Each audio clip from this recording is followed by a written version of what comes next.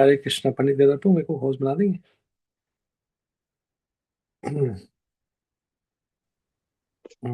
Hare Hare Krishna. Krishna. Okay, I'm the host now. So, Mataji, everything is going well. I don't know how many will come today. As the days goes more, people start reducing in numbers. Okay, let's see. We'll wait for a minute. Any question you have so far? Otherwise, we'll start after 1 or 2 minutes. No, I think we are doing fine. Good. So, where do you stay, Mataji? Which place you're from? From Spain? Yes, I saw you recently at Gita Ashram. the Sita Mandir in South. Oh, in I'm Grand coming Canal. again. I'm coming again. Oh, yeah. When are you coming? 25th. I'll be there in 25th. Gran Canaria for 4 days, in fact. 25th Oh, February no. to and till I think first March I'll be there for 5 days. Oh, nice. Very nice. So I'll I'm be glad. covering. Yeah, I'll be going. I'm in Madrid now. I'll go to Tenerife again on 20th, and So you then live in Madrid? Fuerteventura. I'm in Madrid, so I'll leave for Tenerife. Just Jenny Mataji is from Tenerife. So I'll go for Tenerife, then Fuerteventura for 2-3 days, then 2-3 days in Lanzarote, and then 2-3 days, 4 days in your Gran Canaria. Okay, wow. That would be lovely to see you again. So Jenny Mataji, once we are back on the same position, you and me started the class.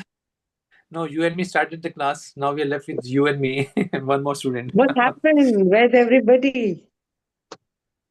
Only God knows, Krishna knows. I was so happy in the middle to see so many people. I said, "Arey wow!" But now again, less So this attendance. online digital platform is like this only. People bloop anytime. People go away at any time. Anyhow, only the sincere they will stick. Let me start with the invocation prayers. And, okay, let me start with the blessings of the Lord. Namo Vishnupadaya Krishna Pristhaya Bhutale Srimate Bhaktivedanta Swami Niti Namine Namaste Saraswati Deve Gauravani Pacharine Nivishesha Shunivadi Paschatadeshatarine Jai Shri Krishna Chaitanya Prabhu Nityananda Shri Advaita Gadadhar Shiva Sadigaur Bhaktavinda Hare Krishna Krishna Krishna Hare Hare Hare Rama Rama Rama Hare Hare.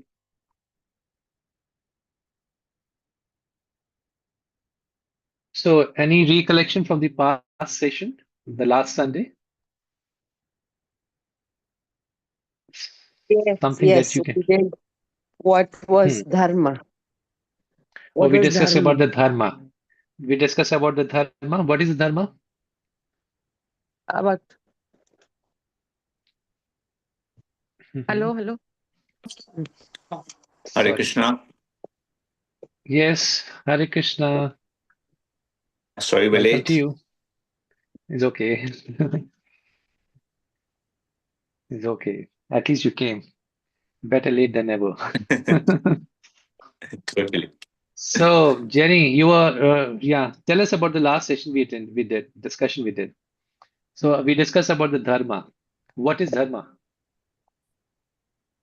Our nature. People talk about not just nature, something added to it. There is some prefix added to it. The essential nature or intrinsic, the essential, the nature which cannot be taken, integral, I think we call it integral nature, something that cannot be taken away from you. So dharma of the salt is saltiness, dharma of the sweet is sweetness, dharma of the water is liquidity, and say dharma of a cold in that perspective is cold. Dharma of ice is cold, sorry. So something that cannot be taken away from the element, basically. So dharma of the soul is to serve and love the Supreme Lord. That's how the soul is made for. It's made to. It is made to meant. It's meant to love the God in that regard. So we discuss about Bhagwan, the definition of Bhagwan, which is split into two words, Bhag plus Van. Bhag means six opulence. So now we know the definition of God. God is not just G for generator, O for operator, D for destroyer. God, generator, operator, and destroyer. He creates his world. We will look into this perspective today in the class. And he's operating this world, he's maintaining this world. How he's maintaining? Let us see his precision, his laws, and his creation, and the pattern that he has created. So we'll discuss this in today's class. So Bhagwan means who has six opulences. Bhag means six opulences, and Van means who possess. One who possesses six opulences in oceanic quantity means unlimited quantity. He's a person called Bhagwan. And the name Krishna means, the meaning of the word Krishna is all attractive. So one who possesses six things in unlimited quantity, he becomes all attractive. That six things are beauty, wealth, fame, knowledge, uh, power, and renunciation. So these are the six qualities of Bhagwan. Anybody who possesses in this world, any human being, to some minutest quantity, he becomes attractive. Someone is very beautiful, he becomes attractive in the eyes of others. Someone has power, he becomes attractive. Someone is famous, he is attractive. Someone is very knowledgeable, he has wisdom, he becomes attractive. So Bhagwan means he's all attractive. He can attract everyone. So now, let me discuss further. Today is going to be a little logical and a bit scientific program. Sorry. Guruji, one question. What is the meaning of Sanatan Dharma? The eternal. Sanatan means permanent, eternal.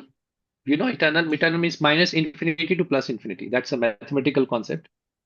And which means the permanent, the very nature of the soul. Okay. Thank you. Is it the session? We'll discuss more into it. We have that discussion in the last session. So now, ultimate genius, the mastermind behind this mysterious universe. Let us see. Okay, my first question to you. Does God really exist? We are talking about Bhagavad Gita, laws of karma. We are talking about Bhagavan. We are talking about spiritual world. We are talking about soul, mind, intelligence. So many things we have discussed. But does God really exist?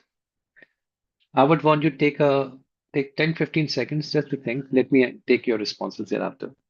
Just think for 10 seconds. Does God really exist?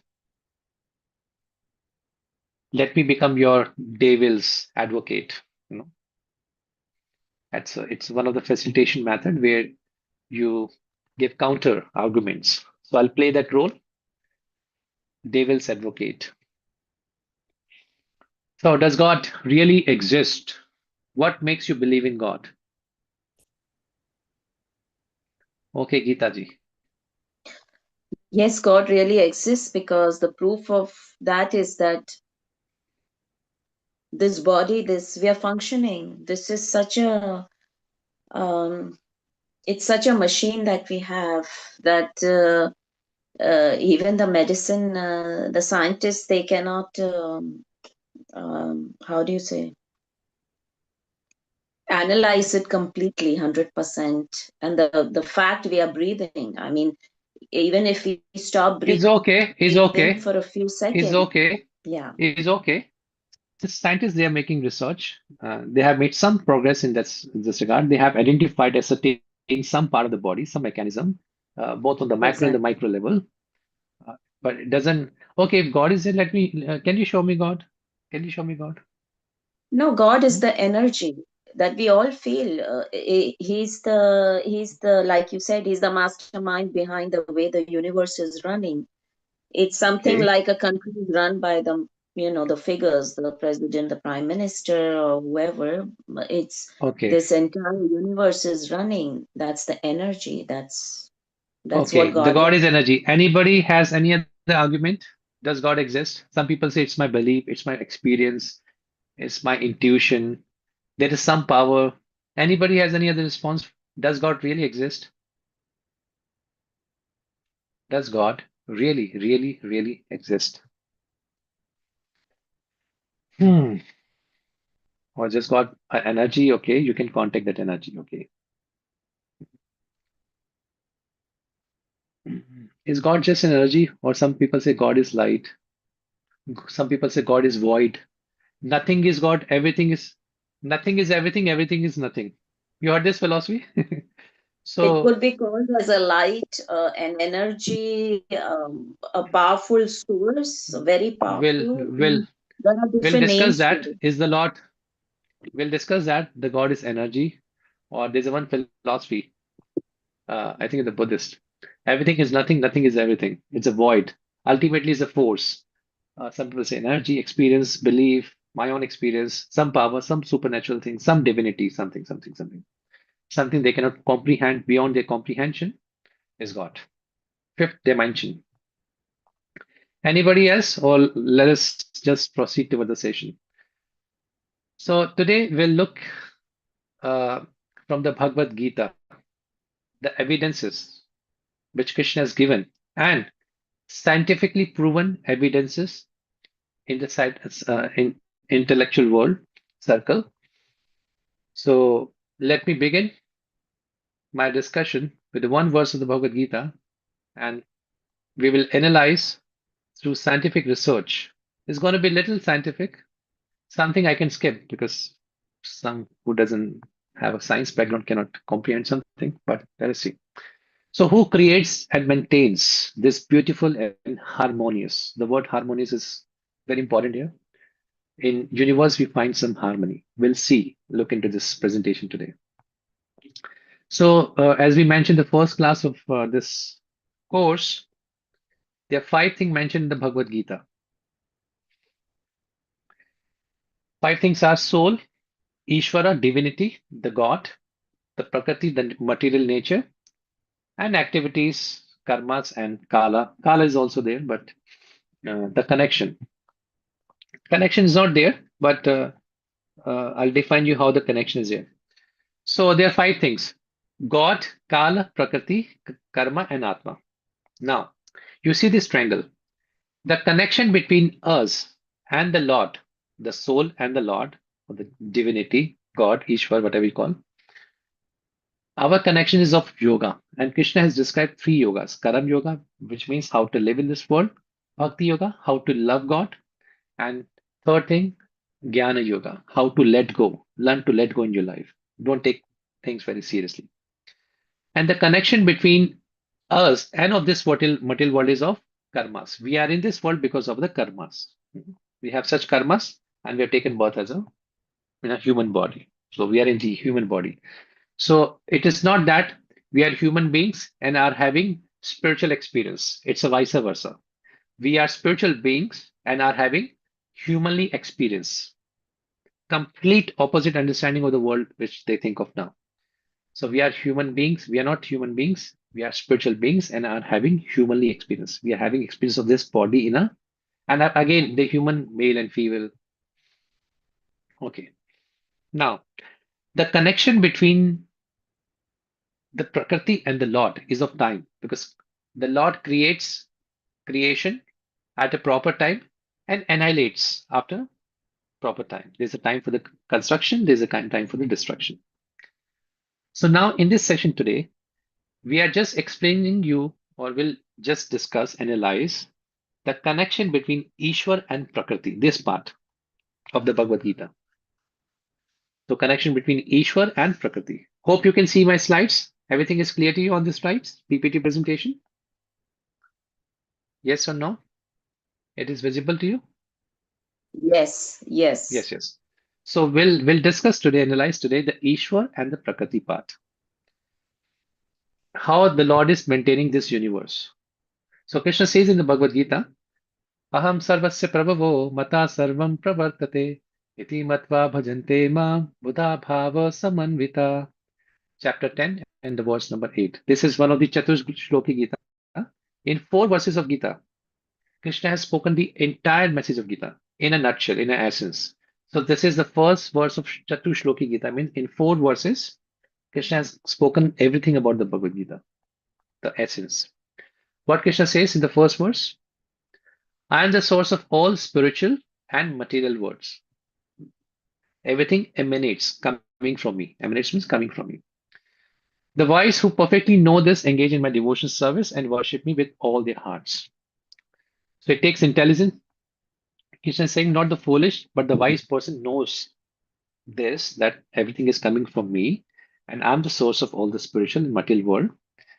And such a person engages in my devotion service and worship me with all their hearts. Sarva Bhavena Bharata. He gives worship with the heart because understanding that Krishna is the source of everything. Now look at this world. We'll see 6 things in our session.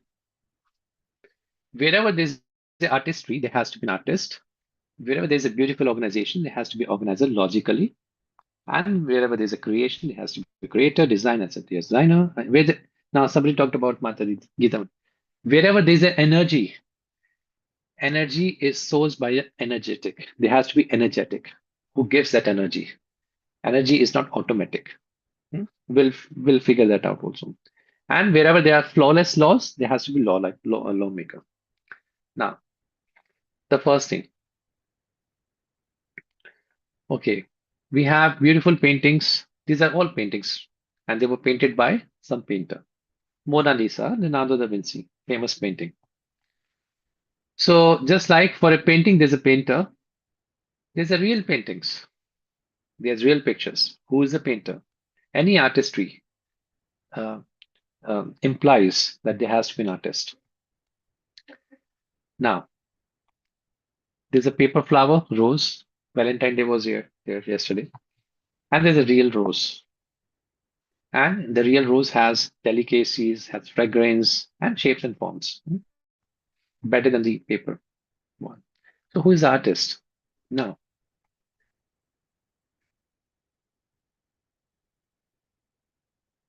there's one short videos on the bees, which will tell the organization of the honey bee, how they collect honey and maintain. Let's go.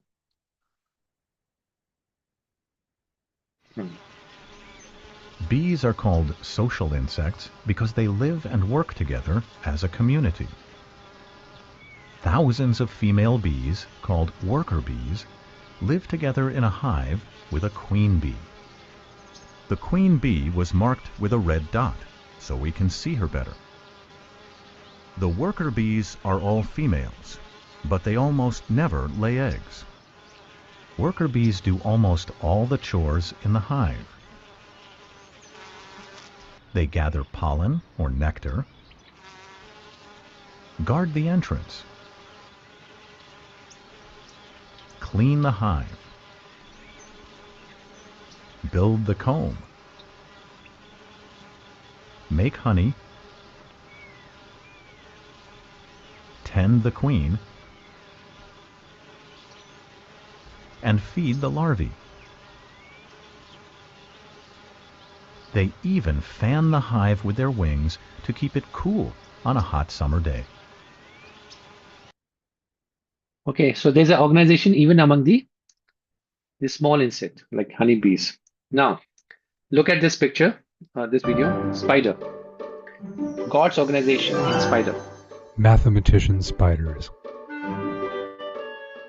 Compared to their own sizes, spiders build very large webs. Indeed, if we enlarged a spider to the size of a human being, the length of the web it weaves would be approximately 150 meters, which corresponds to a 50-story skyscraper. Is it possible for a human being to weave a lacework the size of a 50-story skyscraper in only an hour? But a tiny spider accomplishes much more than that. Moreover, the spider-woven web is the sturdiest material in the world. How do spiders weave these webs possessing miraculous features? The spider takes into consideration many factors while weaving a web hundreds of times larger than its own size. this task demands at least some calculations essential in constructing a building.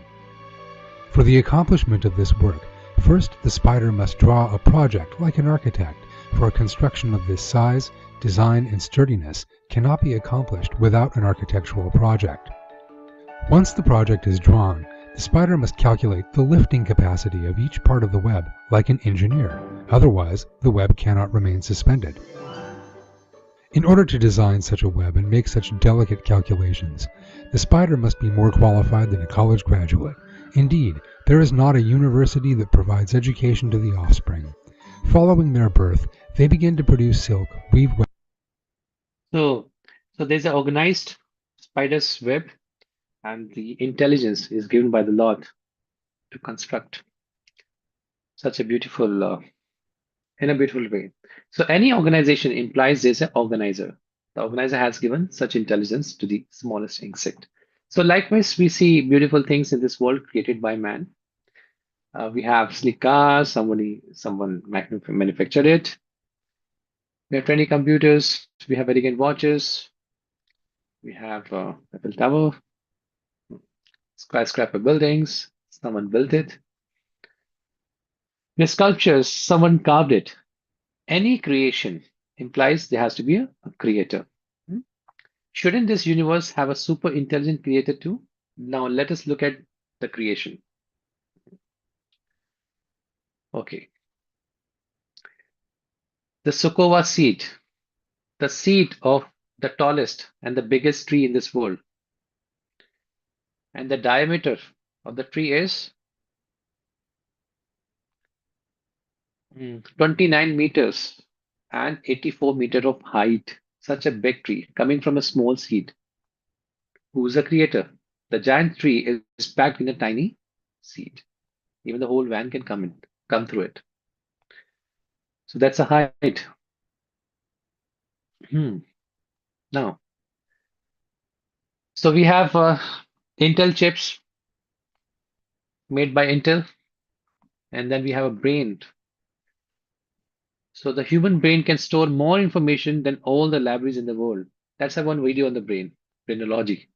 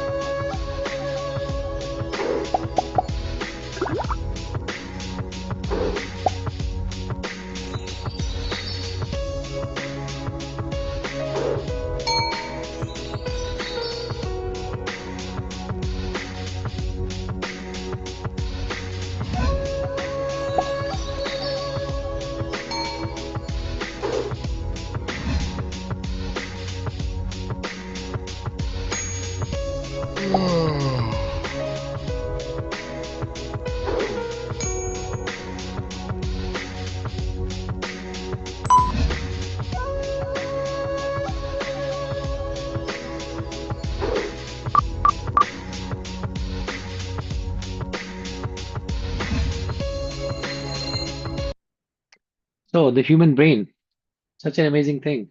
The brain can store more information than all the libraries in the world. Now let us go forward. Now let us look at the micro level, and then we'll look at the macro level. So we have DNA. So we have cells. In that cell, there's a DNA. In that DNA, you have chromosomes. In that chromosome, you have genes. Such a perfect organization, creation. Everything is very properly. So you have electron, proton, neutron, all revolving in any atom perfectly. This I don't know, but somebody who knows Brevis lattice structure, the spaces you have. Now there's if you do a little molecule change in graphite, then you get the diamonds. Slight molecule change. So any creation implies a creator. Any design implies a designer. We have satellites. So we have to control a satellite, we have different parameters. So there are different parameters like velocity, cosmic radiation, heat dissipation. I mean, all the scientists have to calculate. And moon and this, what do you call, the moon is a natural satellite. So is the Earth. The mass of the Earth is 6 into 10 by 21 metric tons, and the speed of the Earth, according to the scientists, is 106,000 kilometers per hour. It's revolving at such a speed, such a heavy mass, revolving at such a speed, and we don't feel the life is like, we don't feel anything. Life is like everything is normal. So perfect harmony in the creation to live and to sustain the lives of the human beings, all the living entities, in fact. And there's so many different technical things. So all the planets, they're revolving in perfect harmony. We never heard two planets are crashing and falling on the Earth or somewhere else in the cosmos. So who's in control? Just like if traffic policeman controls the signals of the traffic, so who controls the traffic of the revolving planets? There's so many millions of planets, galaxies.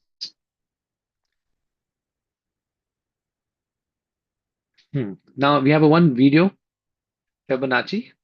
There's a marvelous design in the creation. There's a pattern from smallest atom to the Milky Way, all galaxies. Let us look at this video, short video. Around 1200 AD, a man named Leonard Pisano, better known as Fibonacci, discovered a sequence of numbers that created a very interesting pattern. The sequence begins with the numbers 1, 1, 2, 3, 5, 8, 13, 21, 34, and continues indefinitely. Each number is obtained by adding the last two digits together. A rectangle with a length and width of any two of the numbers of this sequence forms what is known as the golden rectangle, a perfect rectangle. A golden rectangle can be broken down into squares the size of the next Fibonacci numbers down and below. If we were to take a perfect or golden rectangle, break it down into smaller squares based on Fibonacci's sequence, and divide each with an arc, the patterns begin to take shape. We begin to see Fibonacci's spiral. The spiral in and of itself is insignificant. Its importance is revealed in where we find it. Take, for example, the sunflower. The display of its florets are in perfect spirals of 55, 34, and 21, the sequence of Fibonacci. The fruitlets of the pineapple create the same spiral based on the sequence. The pine cone does the same. As currents move through the ocean and the tide rolls onto the shore, the waves that bring in the tide curve into a spiral that can be mathematically diagrammed onto a plot at the points 1, 1, 2, 3, 5, 8, 13, 21, 34, and 55. Buds on trees, sand dollars, starfish, petals on flowers, and especially the nautilus shell are formed with this exact same blueprint. With each segment of growth, the nautilus adds to itself one more value on Fibonacci's scale. This blueprint can be seen around us on a small scale every day, but the greatest example of all is directly above our heads. At an average of 100,000 light years across, even the spiral of the galaxies above us are formed with the exact design that the tiny shell is formed. This sequence or blueprint appears to be the trademark of a designer, a proof of a creator, something left behind indicating the one who was there, a fingerprint. As we scan our universe from the tiny flower to the awe-inspiring galaxy, we see the fingerprint of God. So we see the fingerprints of God from our fingers. So if there's a design, there's a design. So in this universe, we find a pattern. So who created this pattern? Who created this design?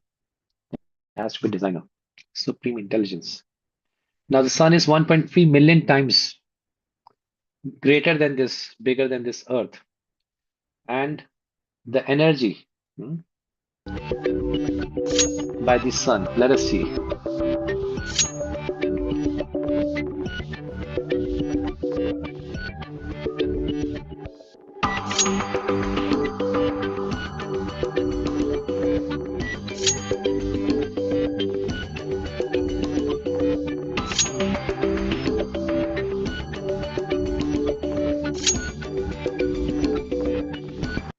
So you just see this the distance between the sun and the earth.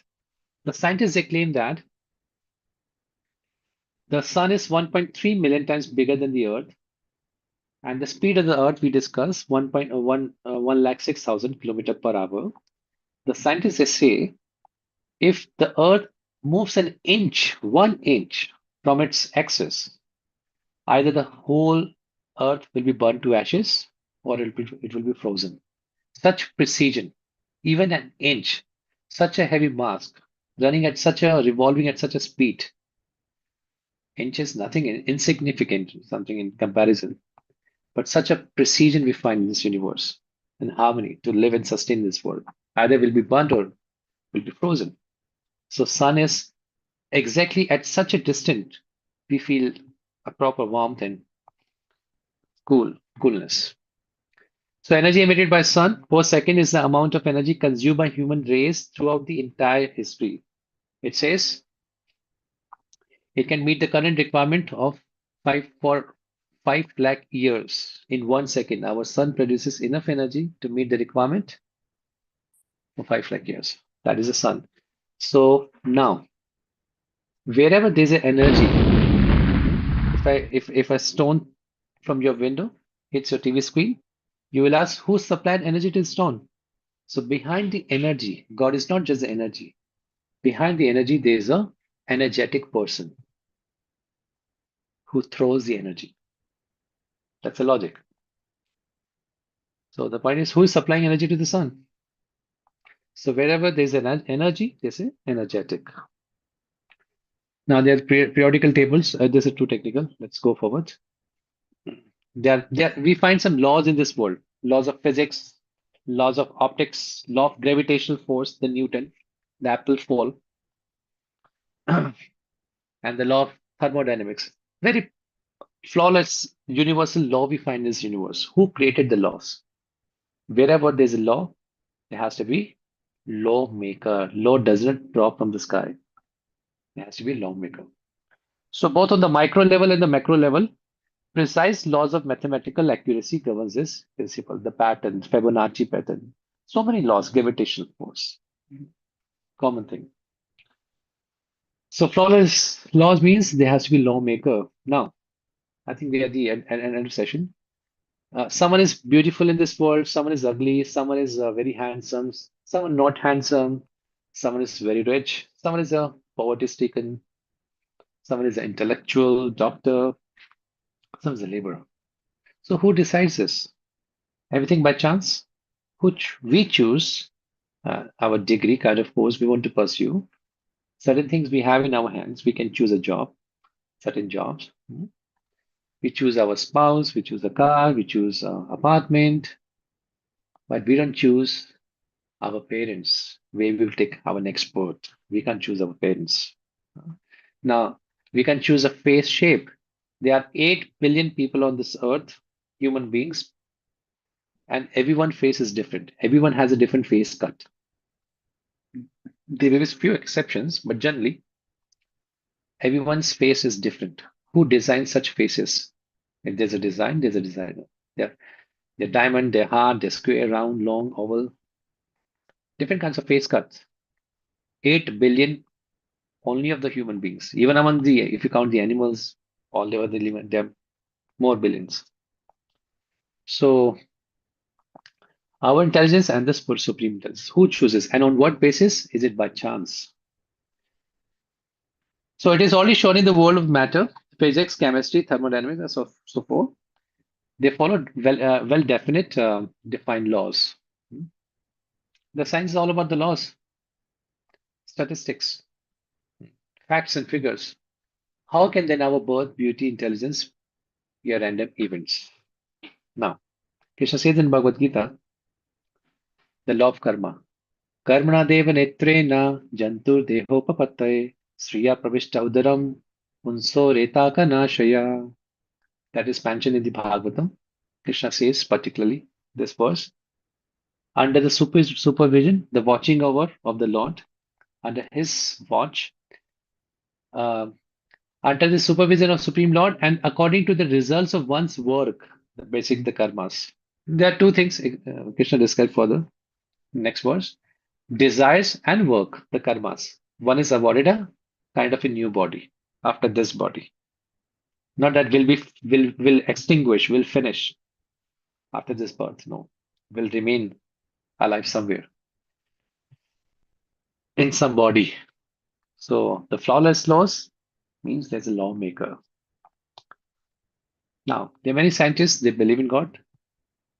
Albert Einstein, the Lord, the God is subtle, but malicious, he's not. He's not malicious. I'll skip this. If you think strongly enough, you will be forced by science to believe in God. The science will force you. Lord Kelvin, one of the greatest scientists.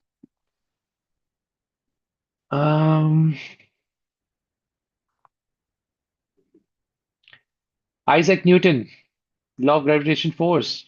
The most beautiful system of the sun, planet, comets could only proceed from the counsel and dominion of an intelligent and powerful being. The being governs all things, not as a soul of the world, but as a as Lord overall.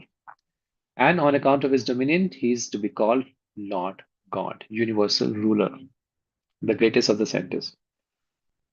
Yeah. An equation has no meaning unless it represents a thought of God. So here we will find there's a higher power not influenced by our wishes, which finally decides and judges.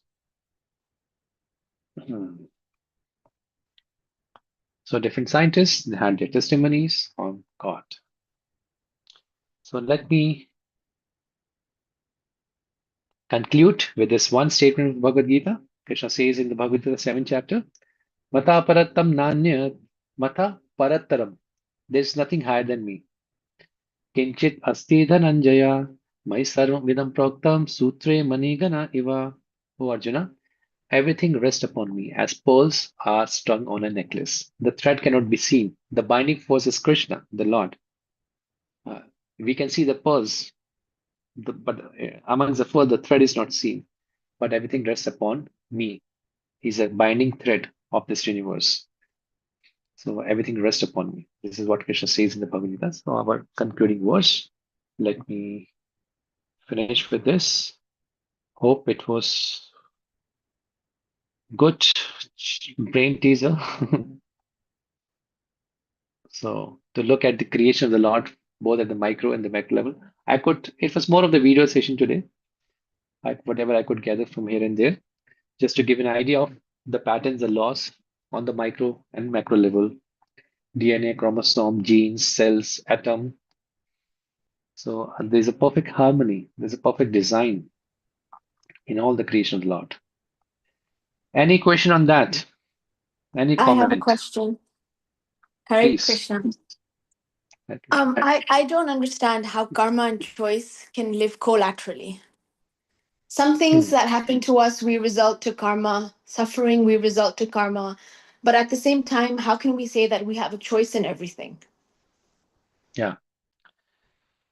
Something you have been awarded by the karma, the kind of body you have got, that's you already have.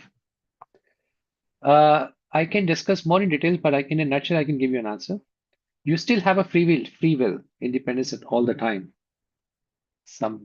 At this point of time, I can decide to live, and some people commit suicide also.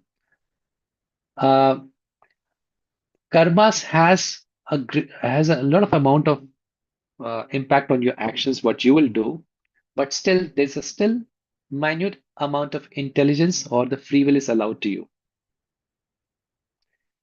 Getting a point? I'm suffering in the middle. I'm suffering in the middle of a war. What free will do I have? Yeah, you can be positive, negative, both ways. In any situation, you have a choice.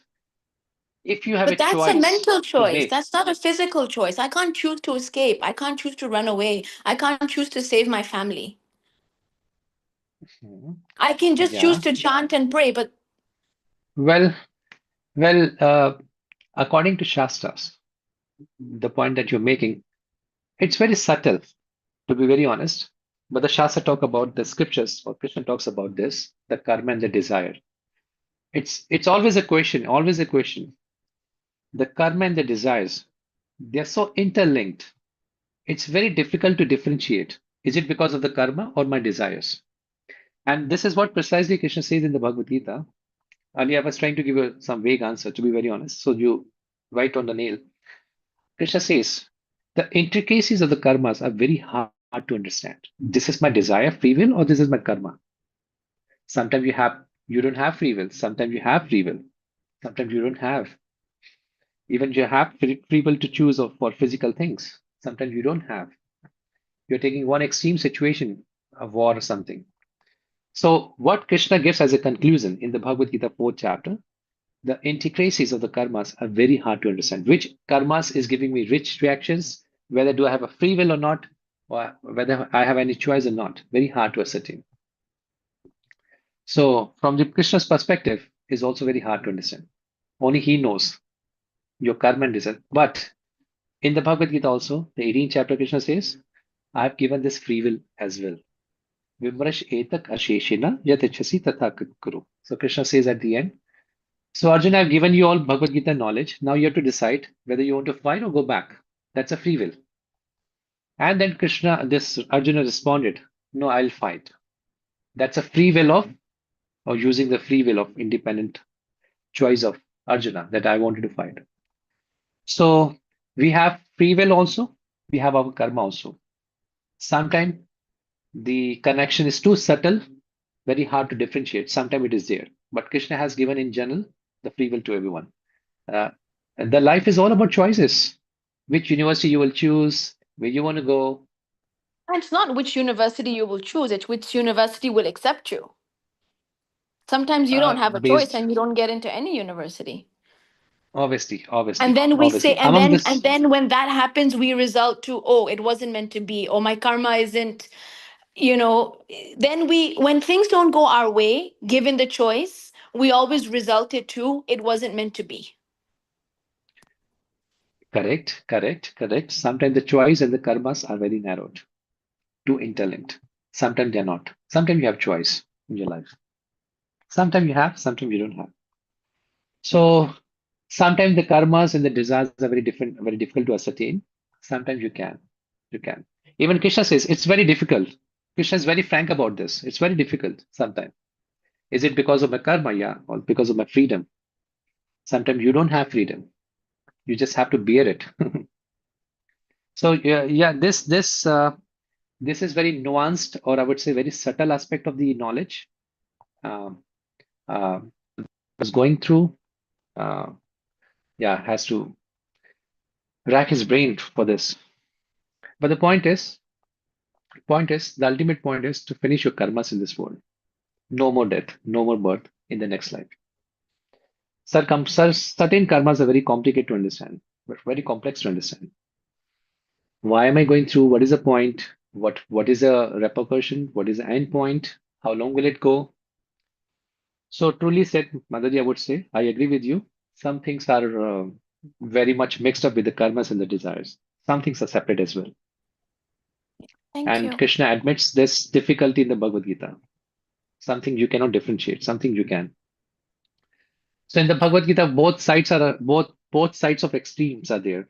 Difficulty and there's a free choice as well. So, but we cannot discard this option that we don't have any choice in this world. We have choice for certain things. Okay, Madaji, thank you for your wonderful discussion. Anybody has any question? Otherwise, you can leave at your own convenience. Hare Krishna, Prabhuji. I want just like a question in the sense that, I mean, we discussed about all the world, the physical laws of the universe, and everything that is miraculous. Also, to some extent, I find maybe the animals, different animals, probably they respect the laws and they behave, as per whatever they are created. It's the only human being. There is a like forest rule. Huh? There's a forest rules. Yes. So human beings, I think that's the only thing. It looks like kind of imperfect design in the sense that we are the one who are creating more problems in the world. It is because of the same thing, freedom, the choice. Freedom. Okay.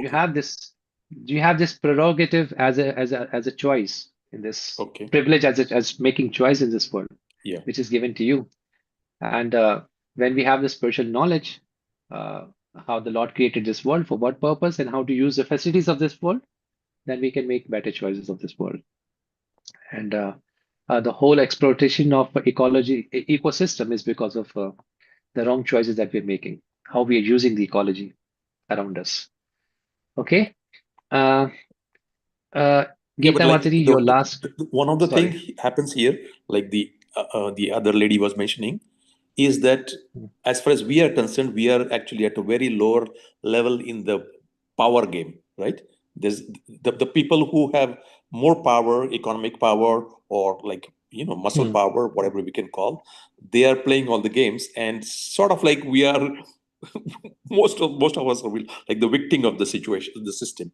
And so it's like Best use of the bad bargain. Sorry? Best use of the bad bargain. It says make the best use of the bad bargain. Okay. So whatever at your disposal, whatever you have at your disposal, do it. Right. Yeah. So thank you. approach the Lord in the right perspective, make a right choice to approach the Lord and surrender to Him, His instruction, and be transferred to His spiritual world. So Geeta Mataji, yes. One of the questions that had come up in our earlier sessions was who really keeps the track of our karmas and who decides where do we take the rebirth, to which parents do we go to? And you had spoken about Vedic cosmetology. No, I'll have a separate session on this sometime later. So there are 12 authorities who are watching over all our actions. Okay. And every action has equal and opposite reaction, as the Newton laws goes.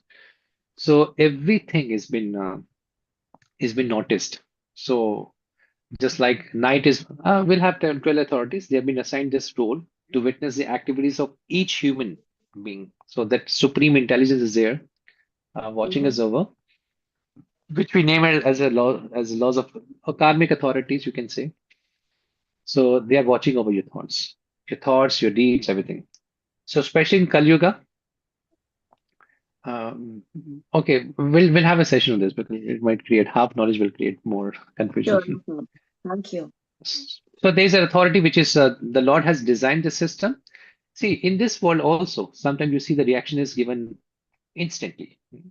Immediately you get a reaction. Some reactions are delayed. Some reaction you already have got. So in fact, in terms of reactions, they are of many types. Instant reaction, delayed reaction, reaction you already have. Reaction is in a budding form, which will fructify in a future state. So that is also there. So there's a whole science of karma behind us. So nothing is free in that sense. Every action is been noticed. So among that, you have a choice still to use the proper use of this world according to spiritual instruction of Krishna and build a proper outlook towards and vision towards this world. Okay, Hare Krishna. Wish you all the best. And if you have more questions, you can personally contact me whenever you want. Hare Krishna. Thank you. Hare Hare Krishna. Krishna. Hare Krishna. Thank you. Hare Krishna.